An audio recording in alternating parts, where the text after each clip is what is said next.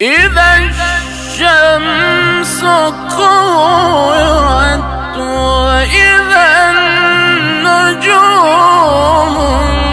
انكدرت وإذا الجبال سيرت وإذا العشار طلت وإذا الوحوش حشرت وإذا البحار سجرت وإذا النفوس زوجت